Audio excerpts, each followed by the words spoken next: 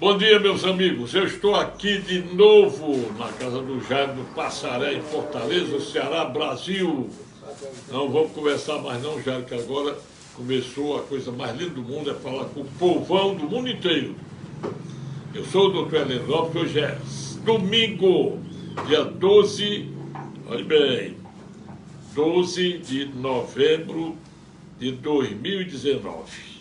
Desculpe, 2023, eu estou emprestando aqui, que no dia 19 será a eleição da Argentina. Isso é que eu ia falar. Desculpe, né? Domingo.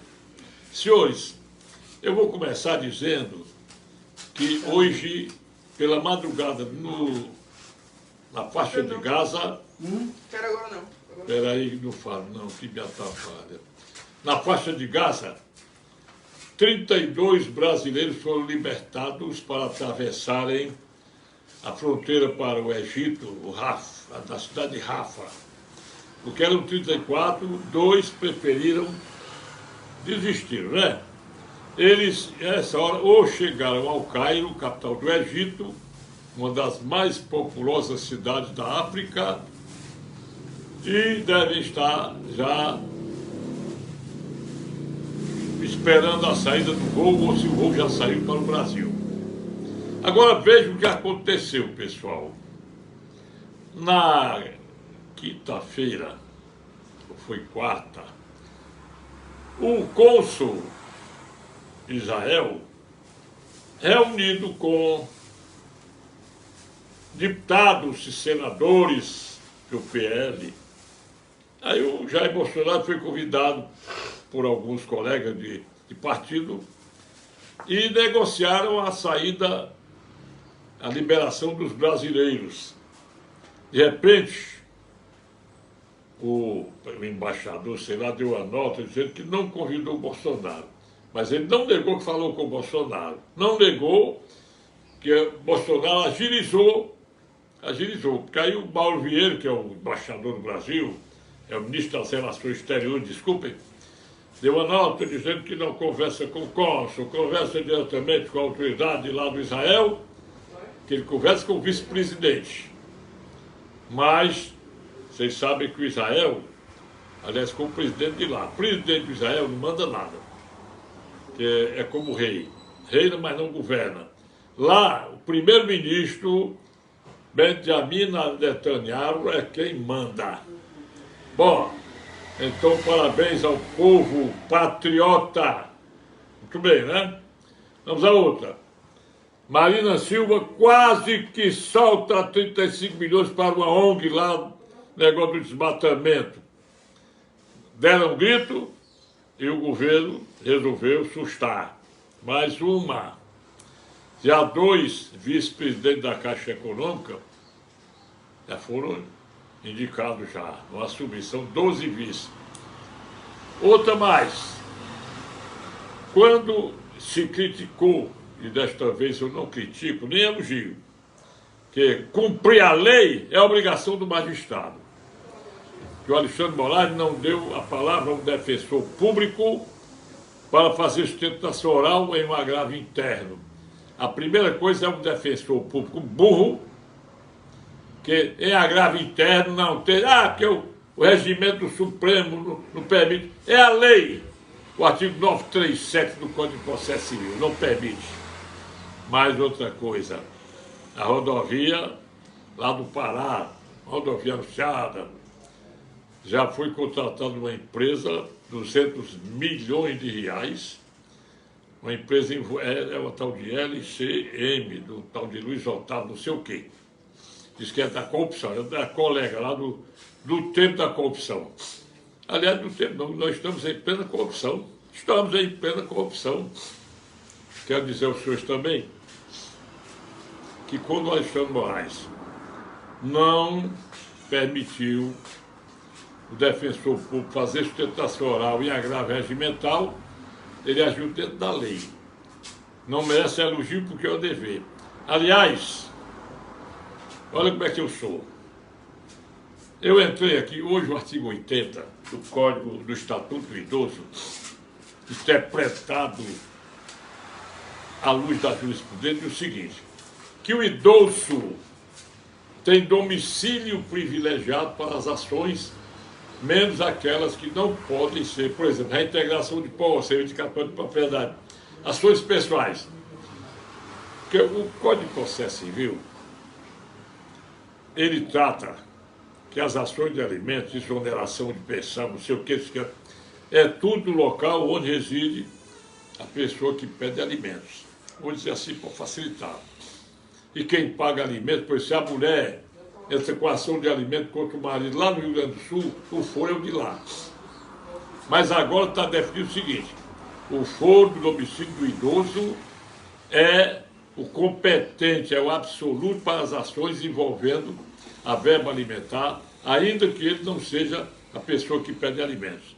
Artigo 80, com os privilégios do Estatuto do Idoso, ainda mais que a lei 13.466/2017, dá também tramitação privilegiada, especial e prioritária ao idoso. Outra coisa, aí eu entrei com agravo de instrumento, que o juiz não atendeu que o foro fosse de Fortaleza, de um cidadão idoso. Aí o desembargador, na maior gaiatice, me desculpe dizer, que eu acho que tem que ler, tem que aprender. Vocês acreditam que a palavra prudência está na lei? Não está.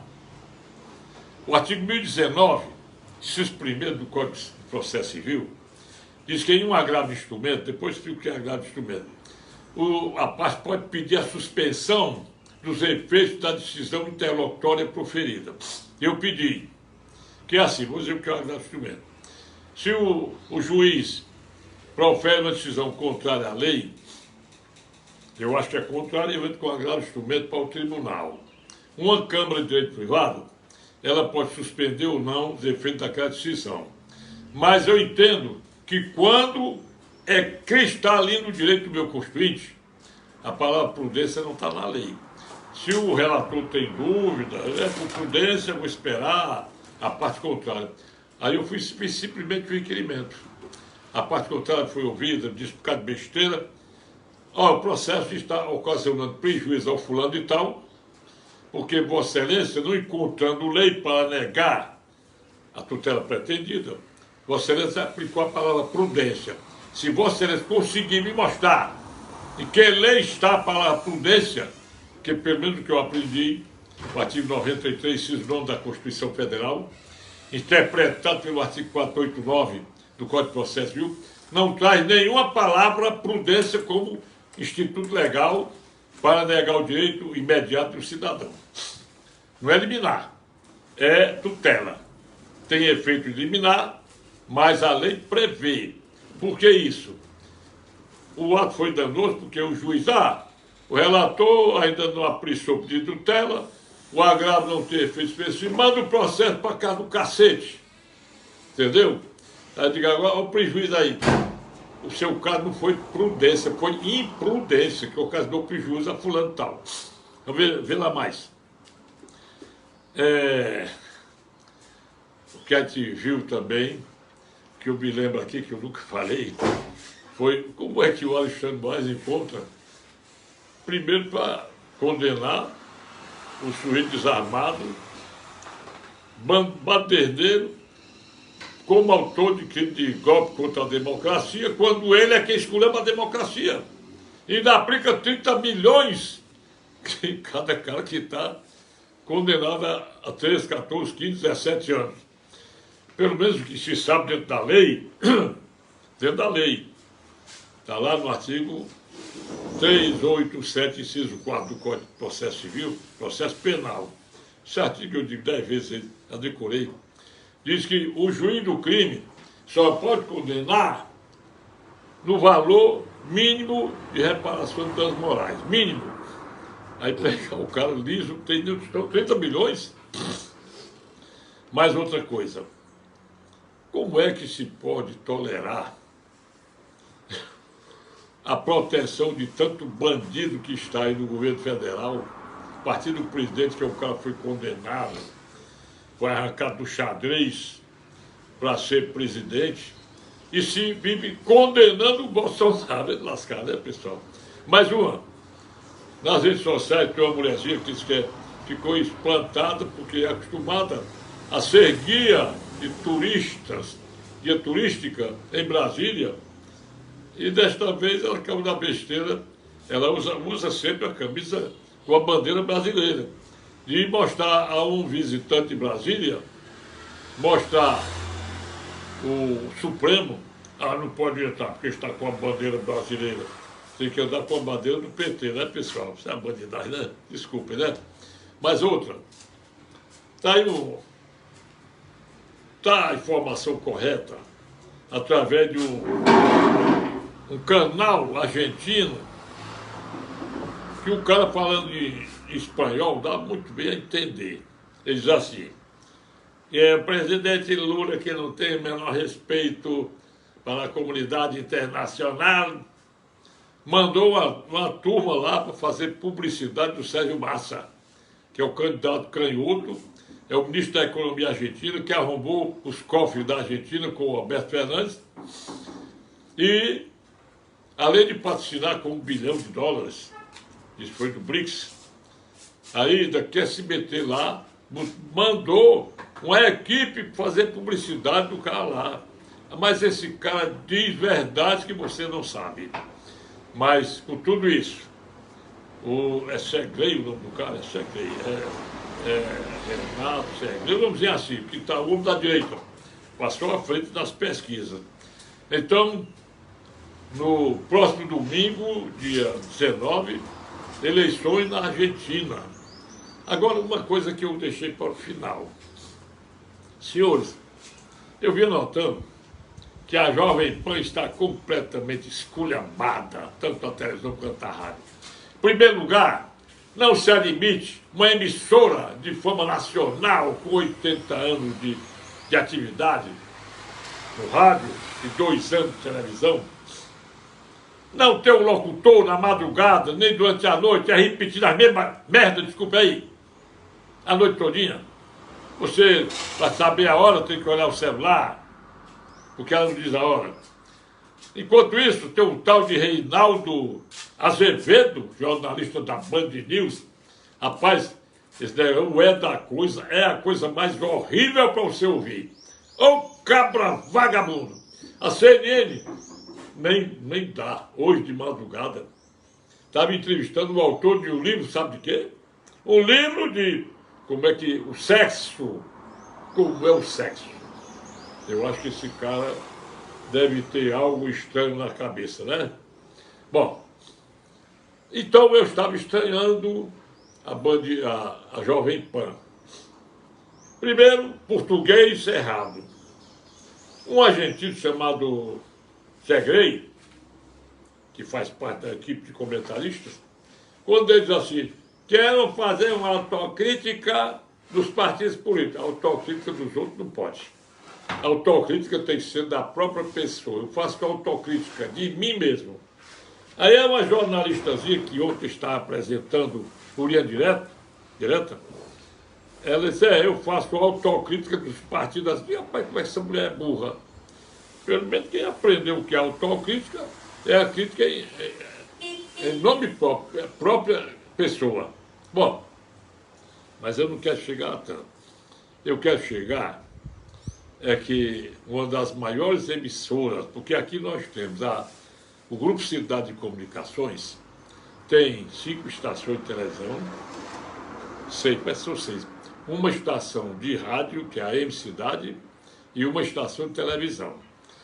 A FM 92.89 é o canal que entra em cadeia com a Jovem Pan, rádio e televisão. E ela sempre transmite rádio e televisão. Bom, e aqui para nós tem um programinha chato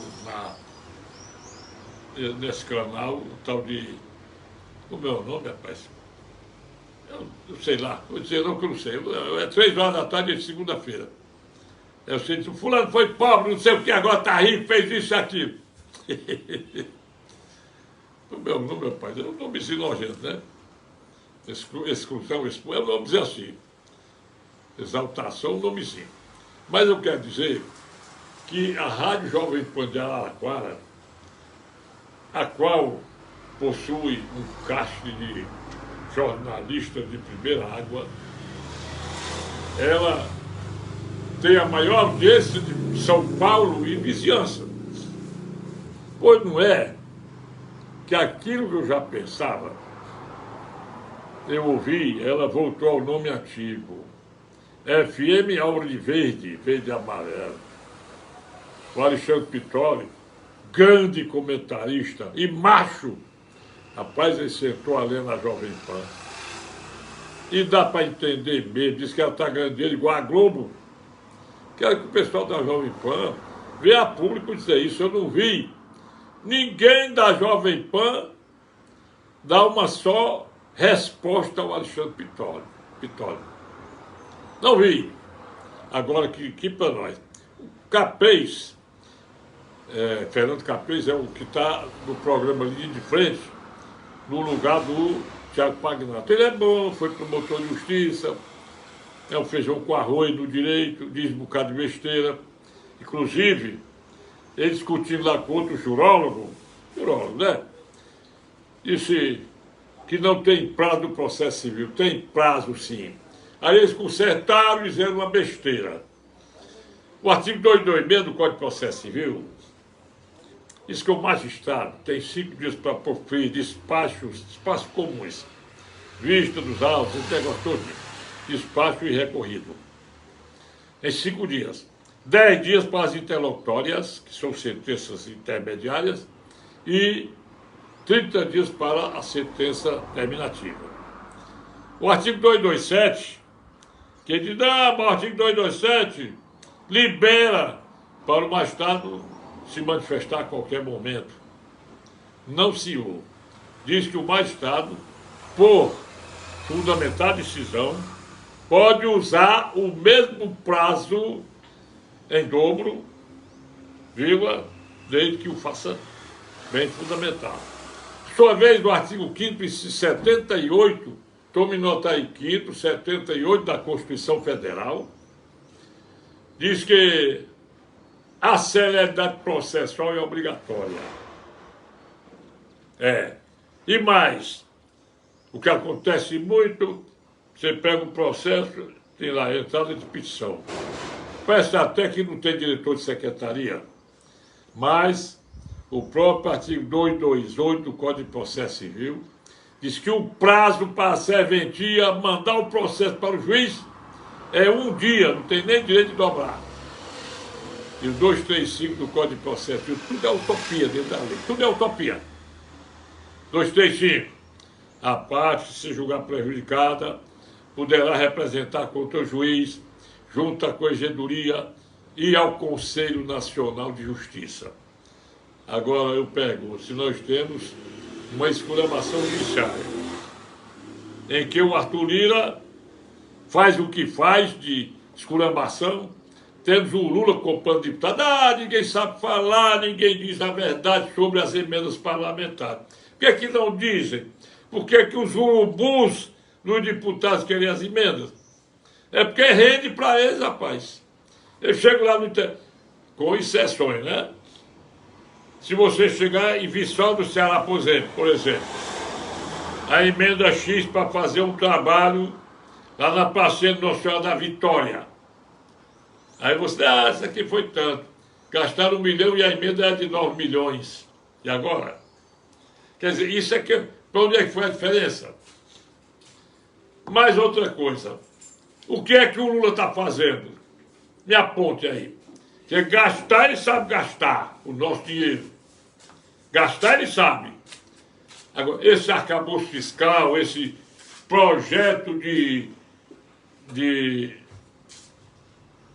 nova, o IVA, projeto aprovado agora, projeto de reforma tributária, isso é uma vergonha, porque é inconstitucional, doutor, retirar dos municípios e do Estado a autonomia dos seus impostos, tudo de arrecadar para o governo central, é mesmo que encheu o rabo do Lula e dos seus assecas com dinheiro.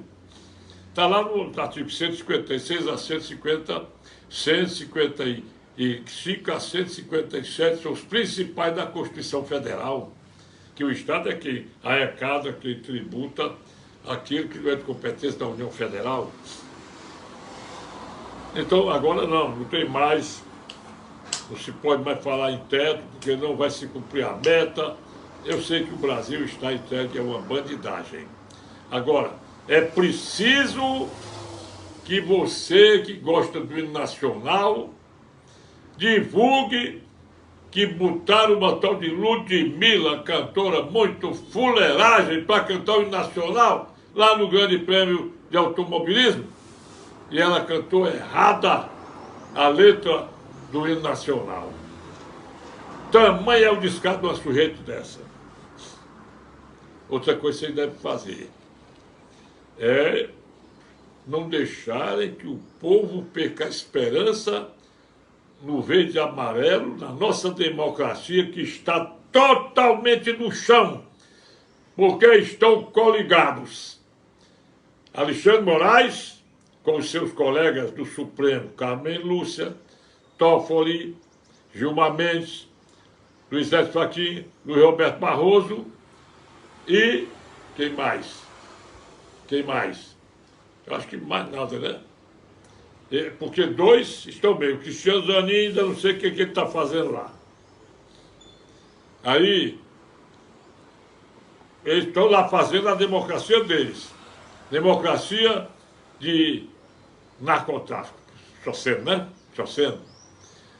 Essa GLO, que o Lula decretou porque o Flávio Dino escreveu, não existe da lei não, rapaz.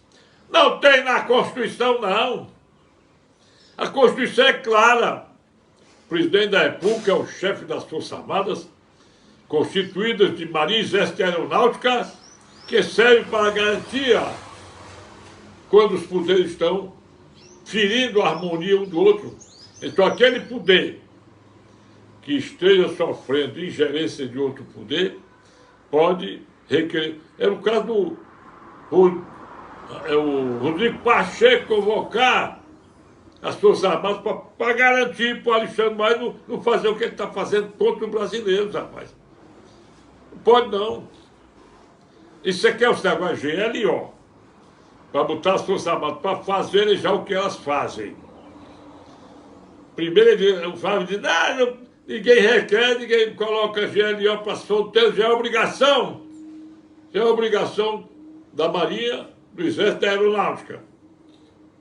Mas ele botar lá, quanto aos portos e a fronteira de mar, tem que respeitar a orla marítima da Baía de Guanabara, que é exatamente a parte do complexo da Maré. Por que isso? Privilégio dos bandidos? Privilégio? Por causa desse negócio aí, do Lula está omisso quanto ao banditismo desse grupo Hamas, é que dois caras lá foram presos porque estavam pregando a morte dos judeus. Por causa disso aí é que o Brasil está atolado. O Lula, cada vez que abre a boca, ele estraga a democracia brasileira. E nós não podemos tolerar que o cara condenado, porque que tem hoje uma propaganda aberta na televisão, inclusive da Jovem Pan, sobre a justiça eleitoral, o princípio das urnas eletrônicas e tudo, mas eles não falam o que vai acontecer nas eleições de Paruana. Vocês vão ver o que eu estou dizendo.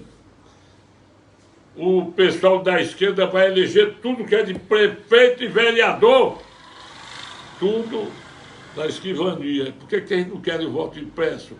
Por que o Luiz Roberto Bolsonaro abertamente derrotando o bolsonarismo quando ele foi fazer uma palestra no Congresso da UNE, que é uma entidade comunista de estudantes, que ele não tem nada a ver com isso? Por que ele disse isso? Porque eleição não se ganha, se toma. Por que ele perdeu, mané? Por que o seu Gilmar Mendes abriu a boca lá em Paris e disse na cara do Rodrigo Pacheco, não fosse o Supremo Tribunal Federal, o Lula não seria o presidente da República. Quem é que não sabe disso? Quem é que não sabe por que foram atrás de não aprovar o voto impresso? O Luiz Roberto Bandeira, a cara dele de rapariga ruim, dizia: não, o voto impresso é um retrocesso, aquela célula de papel, não tem nada de célula de papel. Agora emprestem para a Argentina essas urnas daqui, o código-fonte, vocês podem até levar os ministros daqui para fazer a eleição de lá, que no instante vão eleger o Sérgio Massa. E eu vou terminar dizendo a você, tem um advogado que ensina ruim direito. O advogado, você sabe o que está dizendo? Ela diz o seguinte: primeiro, você pode fazer a partilha de bens e inventar em vida. Eu não vi essa lei, não. Você pode sim fazer por um negócio particular definindo, ou por testamento ou por doação. A outra disse assim: olhe, a mulher que é amigada com o homem, ela foi morar num apartamento. Aí, o cara morreu. O único direito dela é o direito real de habitação. O que você diz aí? Na realidade, ela deu uma coisa certa, pouquinha. O artigo 1831 diz que o cônjuge sobrevivente tem o real direito de habitação. É vitalício. Mas é dizer que é só esse direito, ainda disse mais. Que o cara não deixou filhos, deixou ascendente nem descendente, e os irmãos podem negociar com ele para desocupar, dar uma indenização. Não é nada disso. Essa mulher, companheira, é herdeira universal do apartamento que o cara deixou, porque ela tem a mesma condição de cônjuge sobrevivente. Não é preciso regime de casamento proibitivo, qualquer coisa. O artigo 1845 diz assim: são herdeiros necessários os descendentes, ascendentes, e na falta, o companheiro ou o cônjuge sobrevivente. Aliás, a gente vê aqui no tribunal daqui, viu? Puxar as orelhas dos assessores aqui. Os desembargadores estão assinando aí. Então, tem um analista, né? O desembargador tem o cuidado de ler o que o analista examinou. Houver qualquer erro, ele faz a correção. Isso é justo. Embora o artigo 205 do Código de Processo diga no seu caput: quem redige, data e assina despacho e sentença é o juiz. Vai bem. Mas eu sou a favor do analista, do técnico judiciário. Só uma. Aí, a cônjuge, não pode. A palavra cônjuge é neutra. O cônjuge sobrevivente pode ser macho ou fêmea, quando se identifica o cônjuge virago. E o artigo 1832 diz que, além do real direito de habitação, o cônjuge sobrevivente é herdeiro em pé de igualdade com os descendentes e ascendentes, e não havendo ascendente nem descendente, o cônjuge sobrevivente é herdeiro universal dos bens do defunto. Convido quem está envolvido. Então eu quero dar um bom dia para vocês. Vamos para a democracia. Convido examinar, meu filho. Vamos para a democracia. Dia 15 agora, vamos proclamar a República de novo para o Brasil. Maria Eneida Lima. Viu, doutora Eneida Lima, Maria Eneida Lima. Vamos proclamar de novo a República Brasileira. Verde e amarelo, doutor Eneida Lima.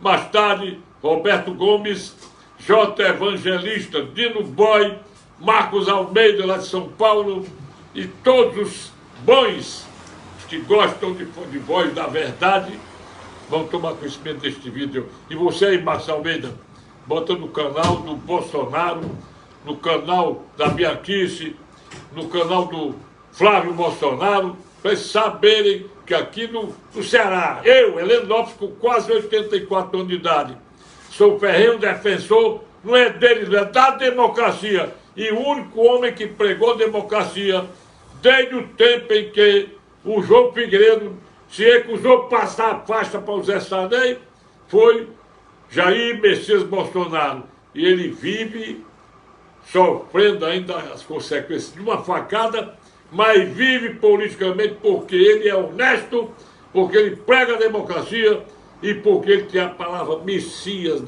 no sobrenome dele. Bom dia, boa tarde, boa noite e até domingo. Obrigado.